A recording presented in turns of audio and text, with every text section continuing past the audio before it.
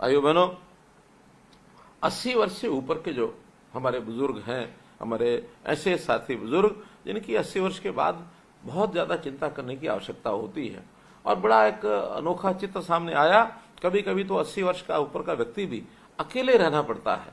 हमारे पास ऐसे 3600 ऐसे हमारे जो बुजुर्ग हैं 80 वर्ष से ऊपर हैं, अकेले रहते हैं। कैसे वो अपने खाने की व्यवस्था करते होंगे, कैसे वो भोजन की व्यवस्था करते हैं, यानी कपड़े की व्यवस्था करते होंगे। शेष भी बहुत आवश्यकताएं होती हैं, कहीं दवाई की है, कहीं देखभाल की है।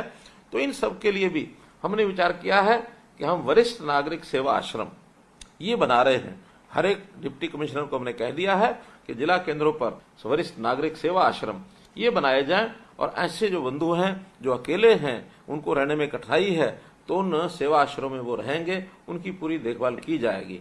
और अगर मानो वो नहीं भी आना चाहते, कहीं रह रहे हैं, मानो परिवार में रह रहे हैं, तो भी हर 2 महीने में एक कोई ना कोई कर्मचारी अथवा रिटायर्ड कर्मचारी, जिसका हमने एक व्यवस्था बनाई है प्रहरी योजना बनाकर, इस प्रहरी योजना के अंतर्गत आपके पास 2 महीने में कोई एक व्यक्ति संभाल के लिए, देखभाल के, आपका हालचाल पूछने के लिए जरूर आएगा। तो इस प्रकार से ऐसे जो हमारे बुजुर्ग हैं, शारीरिक रूप से कई बार आवश्यकता होती है, तो उनकी सबकी सेवा होगी।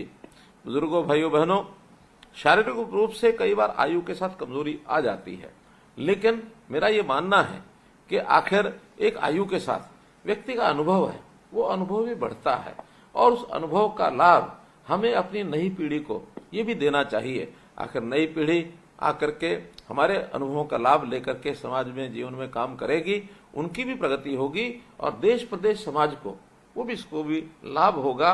तो निश्चित रूप से इस काम को भी हमें करना चाहिए, सबको अपनी ओर से ये सब बताना चाहिए।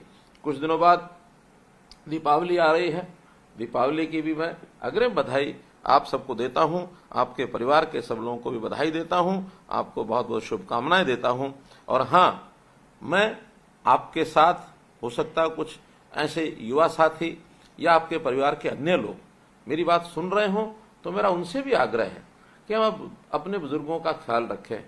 जिन बुजुर्गों की बदौलत हम यहाँ तक पहुंचे हैं, उनका बहुत बड़ा योगदान, उनका बहुत बड़ा ऋण हमारे ऊपर है। तो हम उस ऋण को चुकाने के लिए बुजुर्गों की सेवा ये हमेशा करें, उनको पूरा मान सम्मान दें, और उनके अनुभवों का लाभ उठाएं। और इतना अगर हम उनकी सेवा रखेंगे, तो मुझे विश्वास है कि वो कोई भी तकलीफ महसूस नहीं करेंगे, उपेक्षित महसूस नहीं करेंगे। बुजुर्गों का आशीर्वाद हमको मिलेगा, तो निश्चित रूप से हमारे जीवन में भी हमको सफलता मिलेगी। इन शब्दों के साथ पुनः आप सबको बहुत बहुत बधाई, बहुत बहुत शुभ